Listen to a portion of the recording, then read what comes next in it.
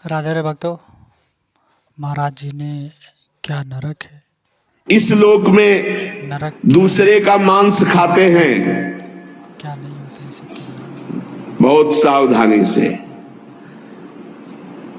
दुर्गति होती, पक्का दुर्गति होती है। मांस खाने वाले ध्यान से सुन ले।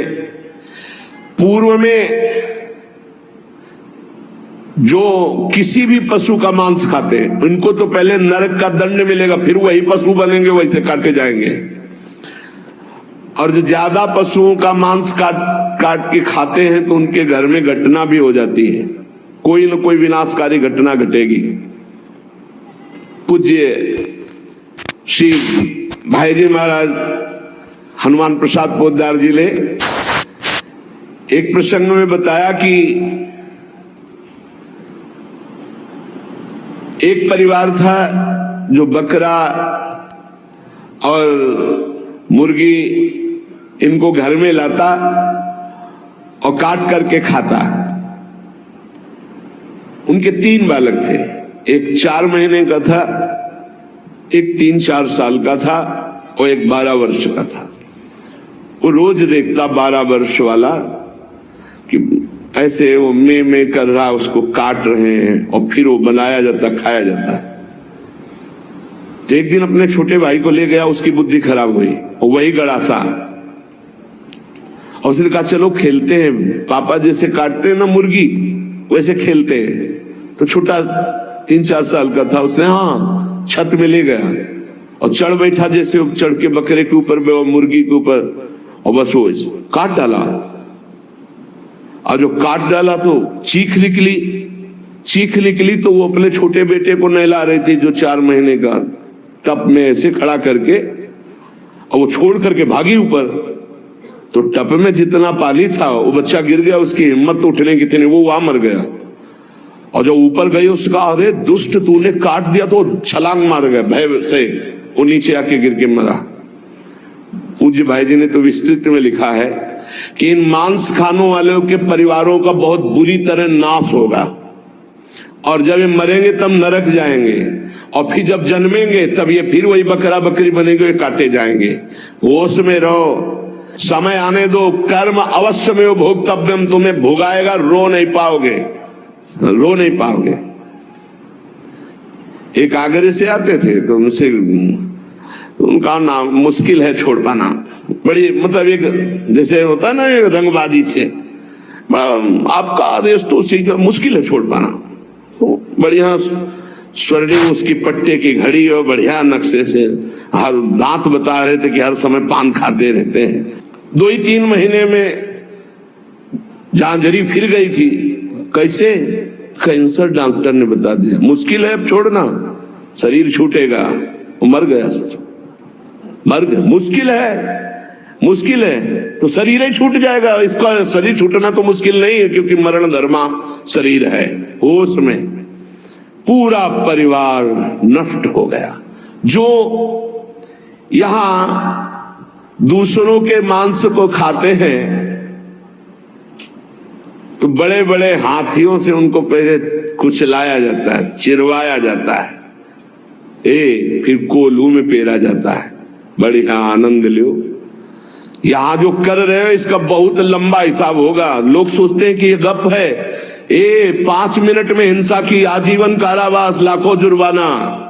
तुम्हें यहीं से अनुमान लगा लो, यहां तो बहुत छोटा हिसाब किताब है, वो तो अनंत ब्रह्मांडों का हिसाब किताब है। आप विद्धास्तु यैर्वेदा वन्यास्य हिताग्नि भी ता इमे शैल श्रृंगाग्रात पात्यंदी था पुनः पुनः। जो अपने पूर्वजों को पिंडदान नहीं देता, हवन नहीं करता, शास्त्र मर्यादा के अनुसार नहीं चलता, जो बिना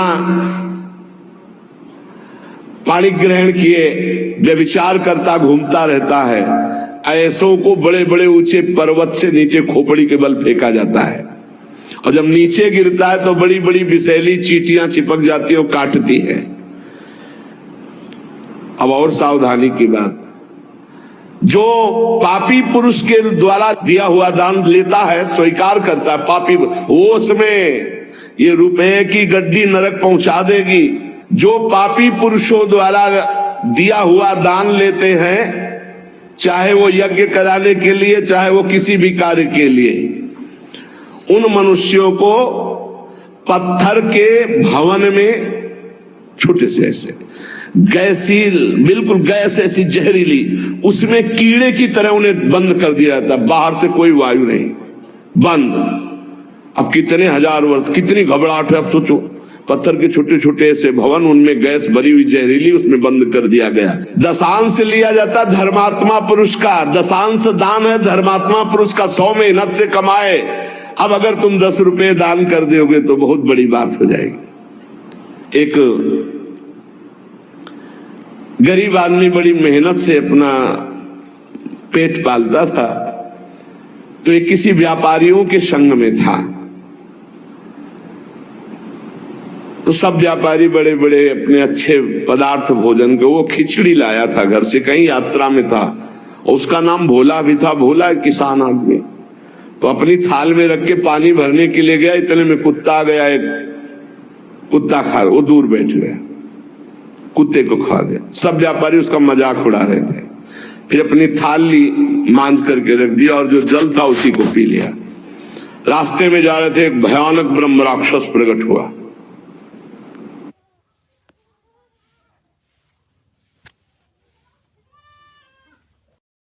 भी होते, अब तो सबके होश उड़ गए। भोला एकदम सीधा आदमी था। ब्रह्म राक्षस ने कहा सबको मार देंगे हम व्यापारियों। तो उनका तुम्हारे ऊपर तो हाथ नहीं उठा सकते। क्यों? क्योंकि तुमने कभी बेईमानी नहीं की, धर्म से कमाए हो, और आज तुमने इतना बड़ा पुण्य किया कि भूखे थे, अपनी मेहनत की कमाई की खिचड़ी कुत्ते को खाने दिया। अगर वो पुण्य मुझे दे दो तो मैं ब्रह्म राक्षसी उनसे मुक्त हो जाऊं, किसी को नहीं दंड दूंगा। तो उसने कहा कैसे दे दूं? बोले संकल्प करो कि आज की खिचड़ी जो कुत्ते ने पाई, उसका जो पुण्य हुआ मैं तुम्हें देता हूं, मैं अभी मुक्त हो जाऊंगा, नहीं सबको मार दूंगा इन व्यापारियों को। धर्म की कमाई का छोटा सा भी दान वो भगवान की भी प्राप्ति करा सकता है। दशांश धर्म के दान को कहा गया है, मेहनत की कमाई का फिर दशांश दान कहा गया। पाप कहीं दान नहीं होता, पाप कहीं दान नहीं होता, उसका विधान फिर ब्रह्म ऋषि बताते हैं कि आज तक किया, अब कभी पाप नहीं करेंगे, अब क्या करें, तो फिर उसका विधान वो बता देते हैं। ऐसा नहीं कि पाप करते जाओ, दशांश देते जाओ तो बुद्धि भ्रष्ट होती चली जाएगी। जो ये बहुत बड़ा अपराध है, उपकार करने वाले का अपकार कर देता है। कृतज्ञता, कृतज्ञ होना चाहिए। आपके लिए किसी ने उपकार किया, आपको आपका हित किया, आपके संकट में सहयोग किया, तो जीवन भर वो जब दृष्टि में आ जाए तो थोड़ा कृतज्ञ होना चाहिए। ऐसा नहीं कि उसका अपकार कर दो। जैसे गुरुदेव ने मंत्र दिया, उपासना दी, तुम्हारा उपकार किया। खोटी बुद्धि वाला जो कृतज्ञ नहीं रहता, उसको यहां तप्त कुंभ नामक नरक में गिराया जाता है। ये बहुत दुख देने वाला है, ताप ही ताप। और इसमें 80 पत्रवन नरक में जैसे तलवारें हैं, ऐसे किनारे किनारे तलवारें हैं। जिधर ये होता उधर तलवार घुसती, बार बार इसको पीड़ा होती है। फिर उसे अगले कालसूत्र नामक नरक में डाला जाता है। विश्वासघाती, गुरुद्रोही, मित्रद्रोही, इनका उद्धार बहुत मुश्किल होता है। ये यहां नरक में भोग करके भी जब जन्म लेते हैं तो कोढ़ी, दुष्ट स्वभाव वाले, सर्प आदि ऐसी योनियों को प्राप्त होते हैं। यहां जो किसी का सोना चुरा लेते हैं, यहां जो शराब पीते हैं, उन महापापियों को यहां लाया जाता है, और जो शराब पीते हुए गला हुआ लोहा उनको पिलाया जाता है। ए भैया, शराबी जो पिए हो तो बंद कर दे आज से, नहीं आगे इंतजाम कुछ और है। हाँ, जलता हुआ लोहा पिघलता हुआ पिलाया जाएगा, मरोगे है नहीं, बहुत होश में। स्वर्ण की चोरी करने वाले को वैसे ही स्वर्णिम आग के ऊपर फेंक दिया जाता है, बुनो सारे। यहाँ कोई मानता नहीं, कहते सब झूठ है, भोगोगे तब पता चलेगा तुम्हें। और ऐसे लोग जब नरक से लौटते हैं तो उनको यहाँ भारी भारी घृणित बीमारियों से पीड़ित होना पड़ता है। राजन, जो नीच अपवित्र पापी पुरुष है, वो जब दूसरों से दान लेता है तो नरक में जो बताया गया वो भोग भोगता है, यहाँ जन्म लेता है गधे का। राधे भक्तों, आपने पूरा वीडियो देखा, इसके लिए बहुत बहुत धन्यवाद। मिलते हैं आपसे अगले प्रसंग में महाराज जी के वचनों के साथ। Thank you.